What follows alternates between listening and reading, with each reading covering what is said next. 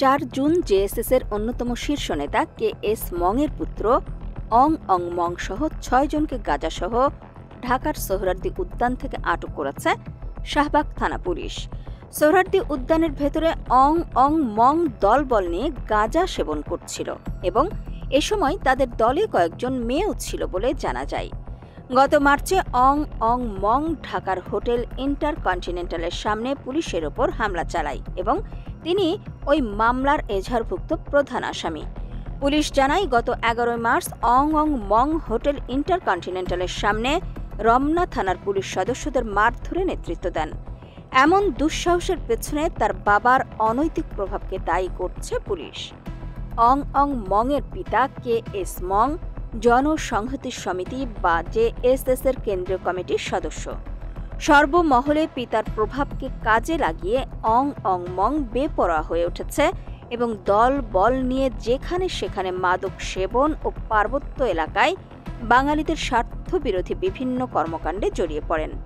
গত 11 March hotel intercontinental মোড়ে তারা রাস্তায় যান চলাচলে বিঘ্ন সৃষ্টি করে প্রধান উপদেষ্টার বাসভবন অভিমুখে নারীর প্রতি সহিংসতা ও ধর্ষণ বিরোধী পদযাত্রা করতে গেলে জনস্বার্থে পুলিশ তাতে বাধা দেয়। এ সময় এই মাদকাসক্ত অং অং মংয়ের নেতৃত্বে পুলিশ সদস্যদের ওপর হামলা হয়। এ ঘটনায় তখন 12 জনের নাম উল্লেখ করে রমনা থানায় একটি মামলা হয়।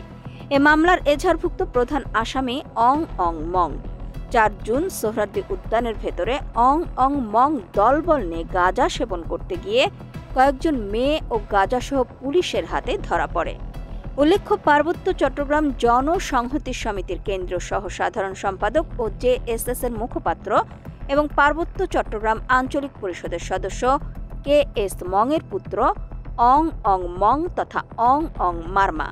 স্থায়ী ঠিকানা বান্দরবান শহরের উজানি পাড়ায়। ঢাকা বিশ্ববিদ্যালয়ের আন্তর্জাতিক সম্পর্ক বিভাগের 2021-22 সেশনের ছাত্র অং অং মং।